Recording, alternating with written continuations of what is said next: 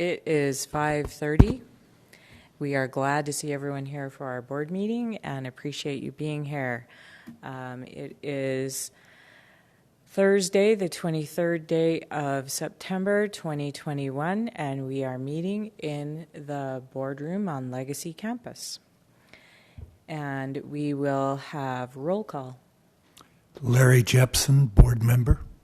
Terry Rhodes, board member. Kathy Christiansen, board member. Jeff Nielsen, board member. Jared Black, business administrator. And Randall Bagley is celebrating his 60th birthday today and excused.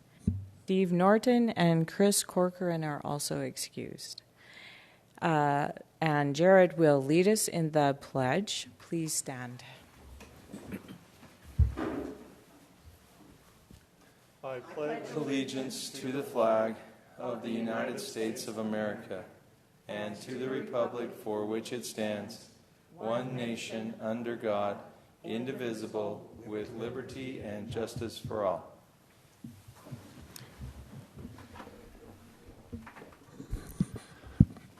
Our mission is to educate students for success in a changing world. Thank you, Jared. We are now to the public input part of our meeting, and we have one person who has signed up to share some thoughts. Tony Lowry from the Concerned Coalition on support of the mask mandate. The Cache County Board of Education welcomes public input from district patrons during our regular board meetings. Feedback is an important part of being responsive to the public. While the school board is unable to respond to public during a board meeting, district administrators will be available after the public input period to hear additional feedback and respond to questions if you have some in a conference room adjacent to this boardroom. Board meetings are recorded and your comments are part of the public record. So please remember that you have 3 minutes to address the board, and that during public input, we ask you not to discuss personnel issues, and please be respectful. You're always welcome to submit written feedback directly to the superintendent or to board members. So, Tony, please step up to the podium. And is that microphone on? Mm-hmm. It is. Thank you for letting me speak. I want to preface this by saying that an hour ago I didn't know I was going to be doing this. So, but I am here on behalf of the Concerned Coalition.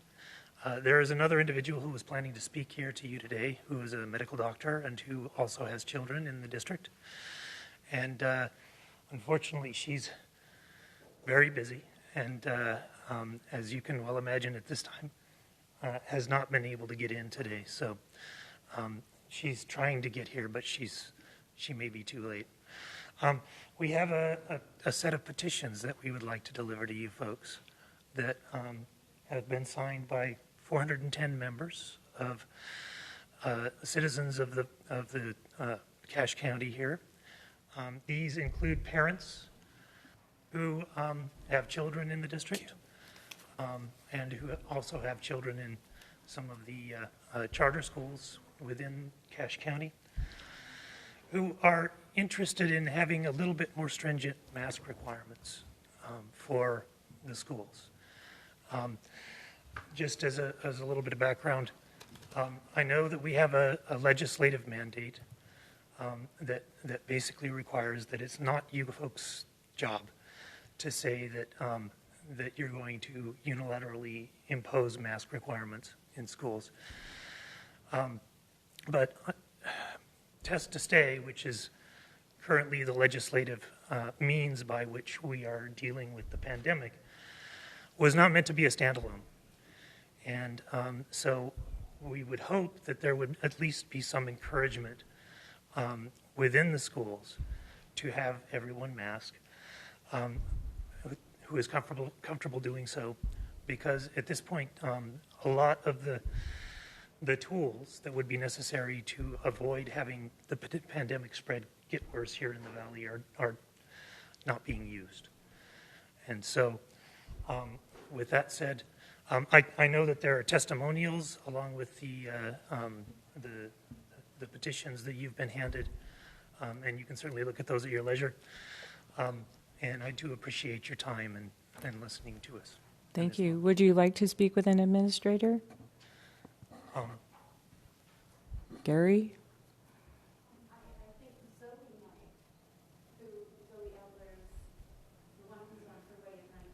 Okay.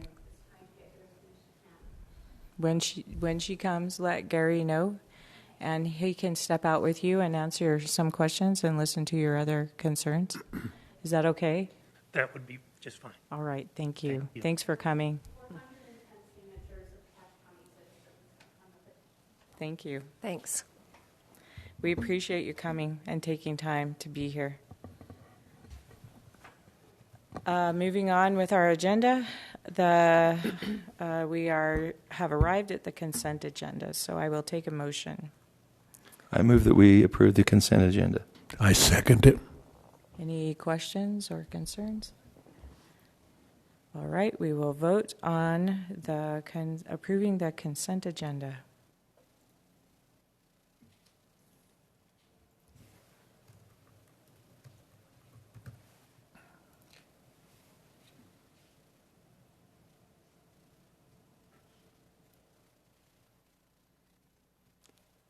Should be coming through now.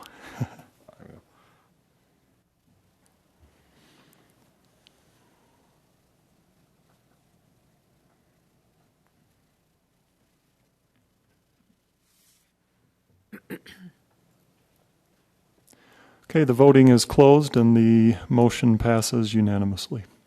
Thank you. We will accept the consent agenda as approved. Moving on to the action agenda, the first item there is a request for approval of the high school graduation ceremonies location. And this says, Mike, that the high school principals are going to be here with you. Is that correct? Okay. So they just need, were you in the committee meeting that Chris held last week?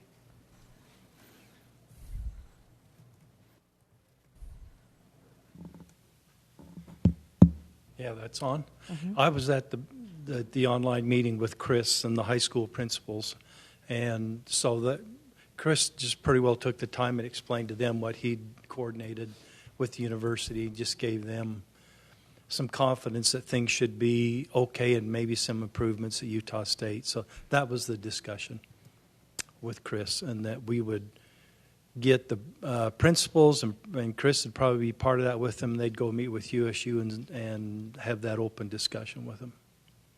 What are your thoughts? I'm fine with it. And the principals are still a little reluctant, but they realize that they'll support and do what the board would like. And I still think it's the right thing to do right now, to try it again and see how things can work out, with some changes from USU on that. So that's where we're at, the administrators. So do the four of us want to vote on this or wait until the full board is here? Is there a rush on this? Because that would be another month before you have We've an answer. already reserved USU. Oh, It's locked in the last day of May and the first day of June. okay. Yeah. So So it doesn't really matter if we vote tonight? Because where Chris has been such a focal point on this, it probably would be a good idea to have him here to explain a little more about it. So I'll take a motion on this then. I move that we table the vote on the request for approval of the high school graduation ceremonies location until our next board meeting. I second that. Thank you. Any more discussion on this one? All right, thank you. We will vote on this request for approval of the high school graduation ceremonies location.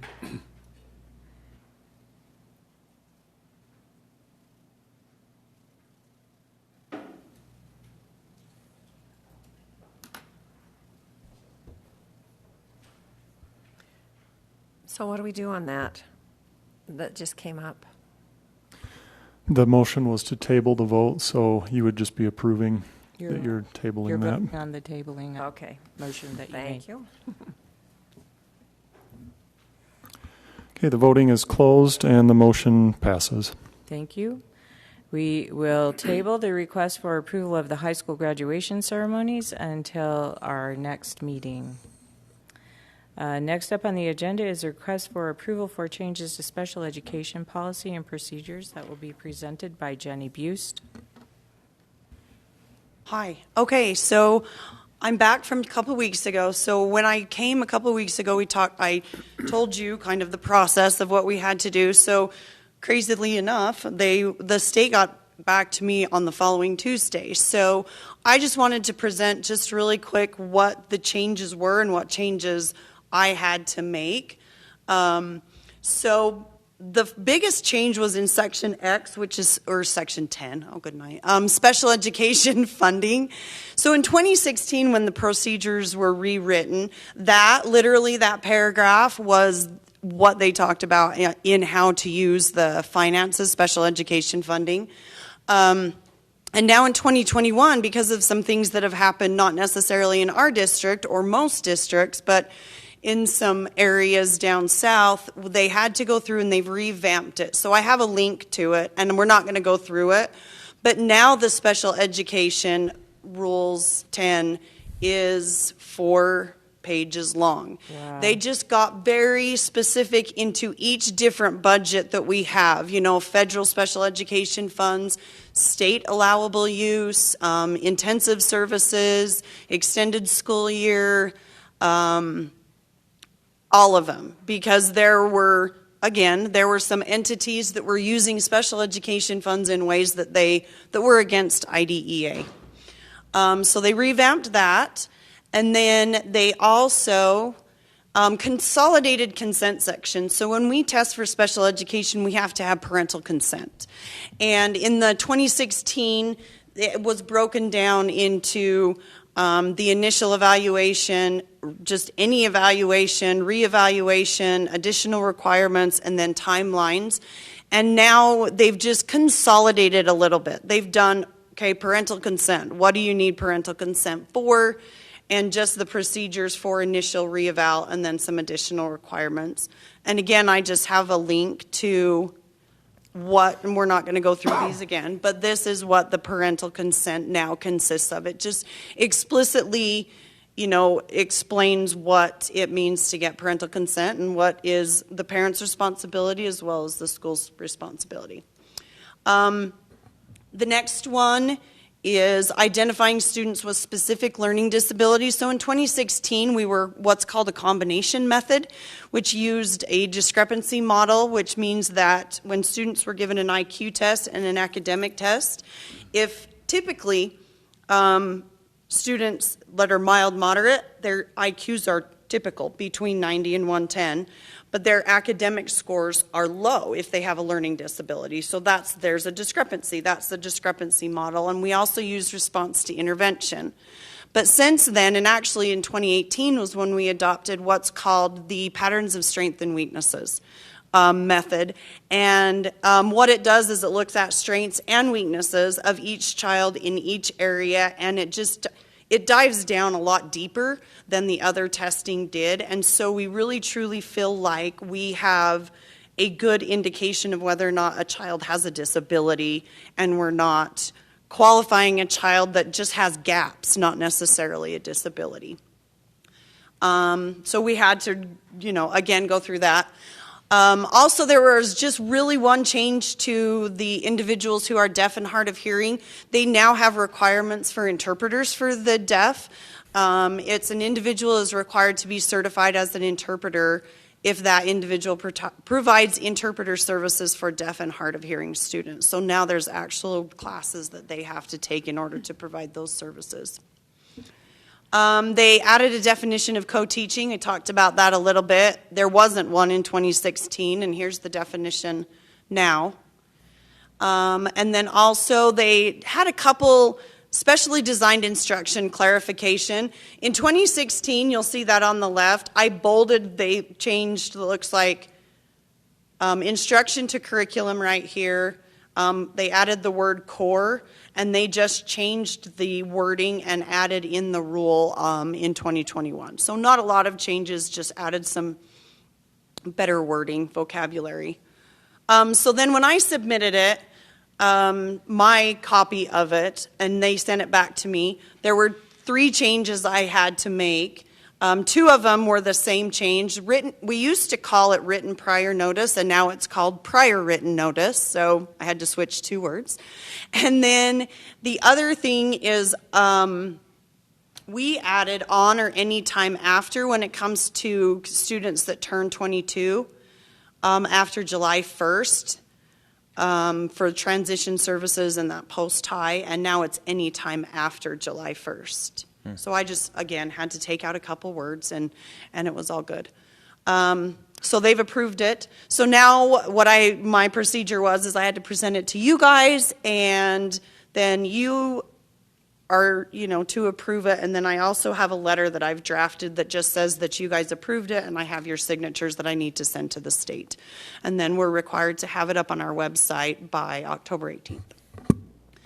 And then this was not anything to do with this, but this is what Kathy asked about last time. So I just added it. So this is our pre-referral process that we train schools on, and hopefully they're following. It's just a flow chart of, what to do when you have a student that you feel like could possibly need special education services.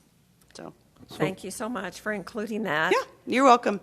As a teacher from the past, it is so difficult to understand the procedure if you try and read it through. Well, and it's not any easier now either. It's just hard.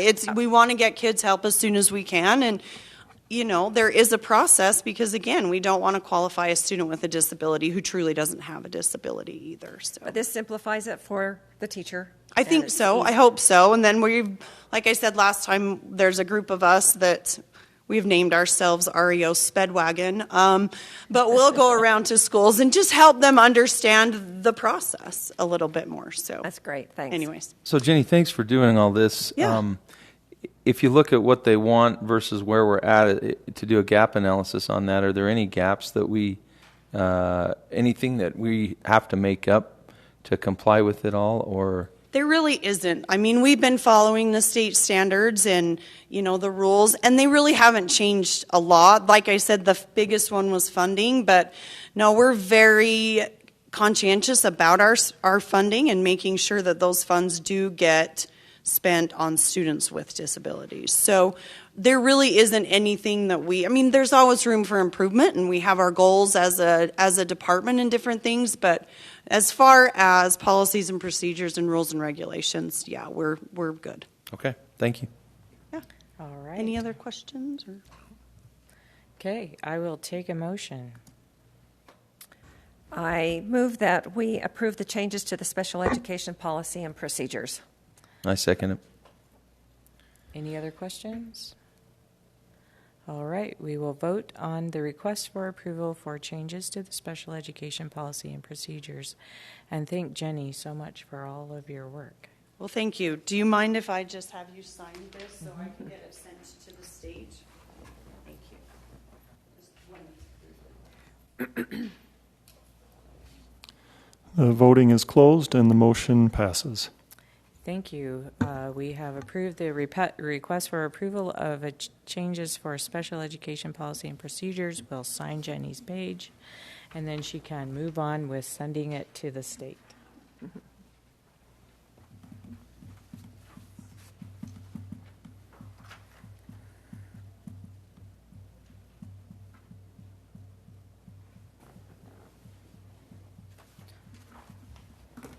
Okay, moving on in our agenda, we are to the reports agenda, and Jared will present the fraud risk assessment. Thanks for doing this, Jared. You bet. A couple of years ago, the Utah State Auditor started to require that school districts go through a fraud risk assessment annually. So this is part of what we submit to the state auditor with our regular financial audit documents and otherwise. So we go through a checklist of items that are important for an organization to have in place to reduce the risk of fraud within the organization. And that checklist results in a risk level that is assigned to the organization. So I've put a copy of the fraud risk assessment on the agenda for this evening. And out of 395 points, Cache School District scored 340, which places our district in a low category for risk, which is good. There are 5 categories, with very low being, I guess, what you consider the best category, and low would be the second. So we find ourselves in the low category. This is where Cache School District was last year as well, so the same.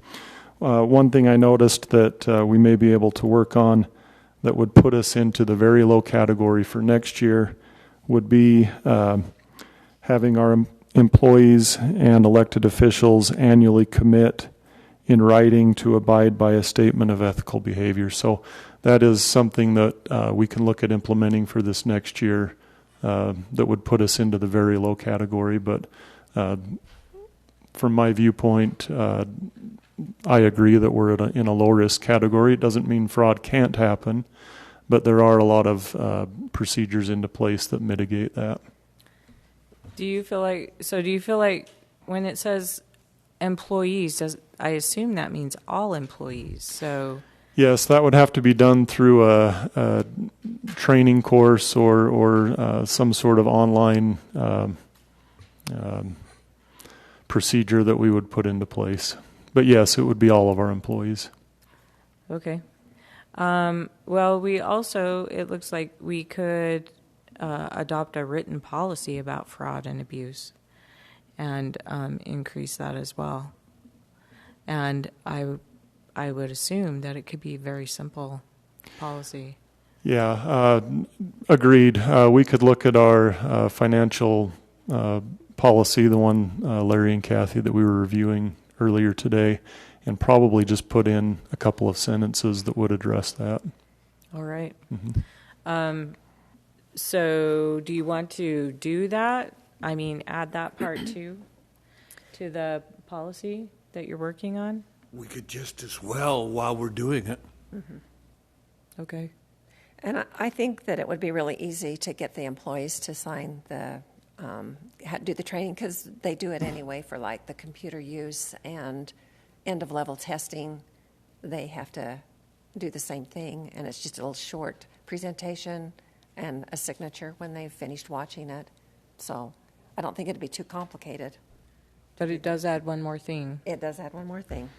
You're to right. the list of things to do every year. Yep, it does.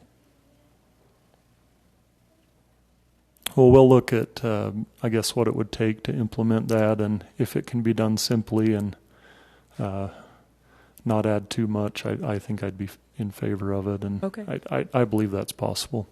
All right. So sorry, Jared, what are the ramifications of low versus very low? Pride? Okay. I don't know. Okay, got it. No. Got it. It really is. I think the ramifications are the level that you are in your fraud risk assessment would be viewed as, from the state auditor's office, as an indication of how closely do we need to maybe look at that organization. If we were showing in high or very high, I would expect the state auditor's office to maybe be paying a little more attention to what we're doing. Okay. Between low and very low, I don't know that there's a huge difference. Just, I think it's a good idea, if we can, to be in that very low category. I just didn't know if it had an effect on insurance or some other type of thing. Not to my awareness. Okay. All right. Any other questions on the fraud risk assessment? So, Jared, you'll follow up with finding out the possibility of having all the employees sign that. I will, and then I can also work with, with Larry on that policy, because we're going to be reviewing it anyway. Okay. So. All right. Thank you. Okay, moving on to our board member reports. I understand that Larry Jared and Jeff will be reporting about different things. So do you want to start? Sure. Okay. Okay, we met this afternoon with Alan Allred and Kathy and Jared and I, and went through the fiscal procurement policy, and it was well worth the time. We all left with at least an idea, an understanding of where we need to go with this, and I think we learned that instead of the huge redo that we thought we were looking at, that it's really going to be fairly minor and just small clarifications that will put it in line with what we need. Okay. So I'm going to work closely with Jared, and we'll just move forward as we're able to. Awesome. Thank you. Thanks for that, for spearheading that project. And Jeff and Jared will report about their thoughts or ideas coming from the Leadership Academy that we attended, some of us attended last weekend. Sure. I thought it was well done. The courses that they offered were good and informative. The one that Rob Smith does each time on the finances always helps me remember the responsibilities that we have to be good stewards of the taxpayers' money, and how important it is to utilize that to the most efficient degree possible. So, he presents well, and I like his style. So, it was good. Excellent. Thank you. Jared? Yeah, I just to piggyback on the comment you made, Jeff, about the financial presentation, Rob, who is the business administrator in Alpine, showed an example of what's called a popular report. It's kind of a new financial report, much shorter and more consolidated than we typically see or put out. But I was just, I guess, enthused by the idea of putting that together for Cache School District, so that's something that I'll be working on. That would be a report that's probably less than 10 pages, mostly graphical, but highlights financial information for the school district for somebody who's just interested in a quick overview of how we spend our money and what some of the results are from how we spend our money. So that was a good takeaway for me. I also appreciated the professional development. One of the speakers talked about the importance of smiling and complimenting each other. And I thought that was super relevant to where we're at and just kind of the difficult times we've been through the last year or two as a society. So I took away from that I need to smile more and compliment people more. Genuine compliments just on the things that we notice in the people around us. So I enjoyed that. Also enjoyed one other speaker who just talked about how each of us has strengths and things to offer the world, so to speak, and we kind of owe it to ourselves and to the people around us to use those strengths to the best of our abilities, and I enjoyed that. Thank you. I also attended, and usually when I'm taking notes in these breakout sessions, I have lines that I put asterisks by are things that I'm going to come back and ask about, or things that I want to come back and do. And the Rob Smith presentation, I have 1, 2, 3, 4, 5, 6 in more than any other Yeah, one. the projection, right? Those projections that they were doing, that was very good. It was awesome. So I plan to get more information about, continuing to learn more information about finances, because school funding can look so convoluted that we're just never done learning about it, right? So anyway, I won't report on that, but just that I have a lot of things I wanted to come back with. I also appreciated McKay Jensen's teaching on legislative voice and building relationships with our legislators. And I appreciated his comment that the more compelling our story, the more powerful the politics of it. And I came back with the idea to create more stories that I can speak to quickly when I have opportunity to visit with a legislator about Cache County School District, and not so much data or statistics, but the stories of the people and the students and the teachers. So that's what I want to work on. That was my takeaway from that one. Anyone else? Kathy, you're the only one who didn't report. You're going to report on something else? Well, I was unable to go to the conference, which made me feel sad because that's my favorite conference that we get to go to.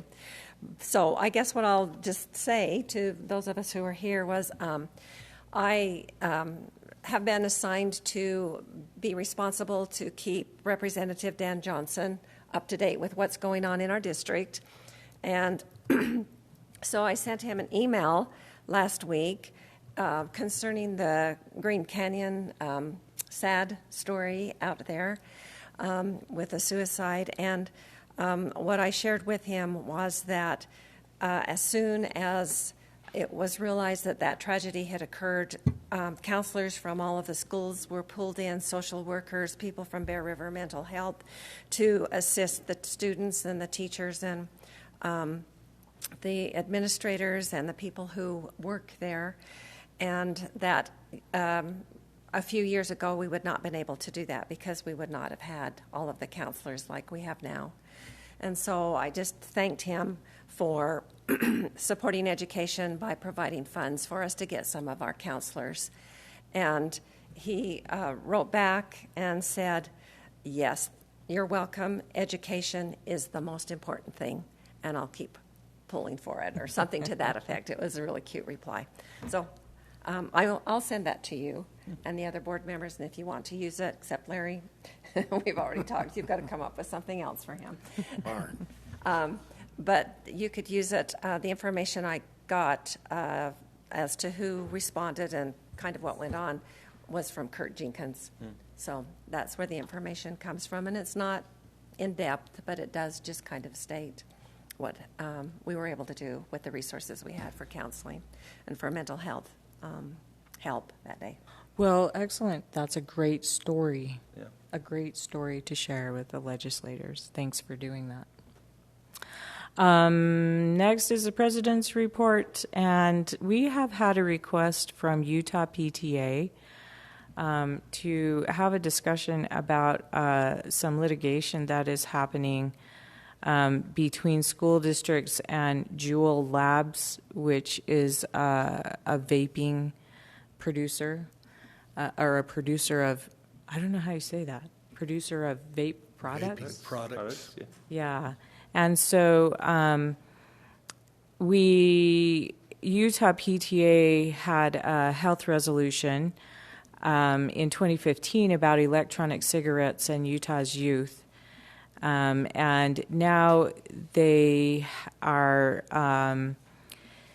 going ahead with some litigation and asked whether we would consider joining over 450 districts nationwide, including Ogden, Provo, Tooele, and Weber in Utah, for the litigation efforts. The lady who sent us the request and information, I asked her what would be required of our district if we joined in the litigation, and she said there is an application that takes about 5 hours to fill out, but